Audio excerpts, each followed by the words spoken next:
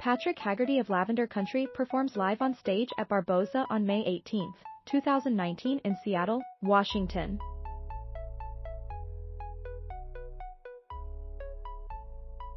Photo by Jim Bennett / Getty Images, CNN. When Patrick Haggerty was gearing up to record his very first country music album, he had a choice to make.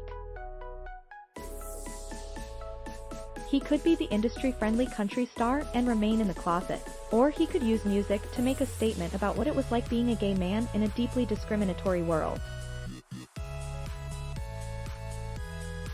He chose the latter, and 1973's Lavender Country, Haggerty's first album recorded under the same name, is now widely considered the first country album recorded by an out gay musician.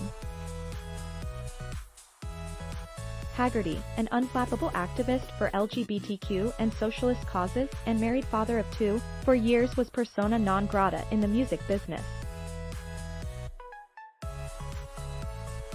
Lavender Country was a defiantly queer record, with songs like Cryin' IBC *** Suckin' My Tears, during a time when few musicians in any genre were comfortable coming out as gay. So it was surprising, most of all to Haggerty, when he got his chance in 2014 to re-release that historic album and record another one, performing with other LGBTQ country musicians and sharing his story with millions. He became a country music star after all. The very thing that sank me in the first place is the very thing that jettisoned me into this position, he told CNN earlier this year.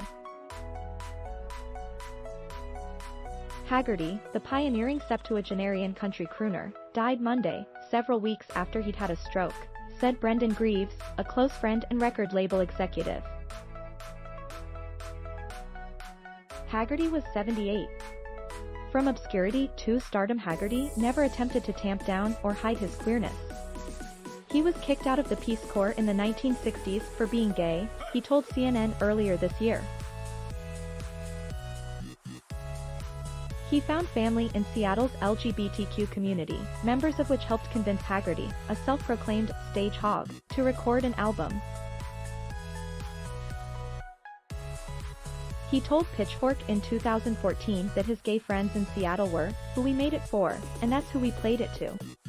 Haggerty wrote Lavender Country as a statement to the music industry. He'd refuse to bend to the heteronormative standards of the times, and he certainly wouldn't attempt to mask. Lavender Country was a protest record. He assumed it would be his last.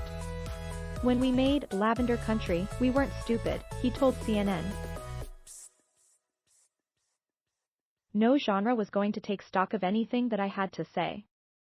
In the decades between his first and second albums, Haggerty devoted his life to activism. A staunch socialist, he often called himself a screaming Marxist **TCH. He advocated for HIV, AIDS awareness, LGBTQ causes, and the civil rights of Black Americans. He had 2 children with his husband and retired to a town across the Puget Sound, his musical dreams long dashed.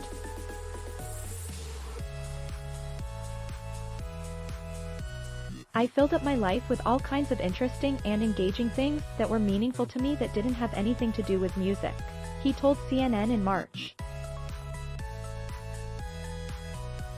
But in 2013, a record collector purchased Haggerty's record on eBay and shared it with Greaves, who cold-called Haggerty and discussed re-releasing the album on his label, Paradise of Bachelors. Thanks for watching. Please subscribe.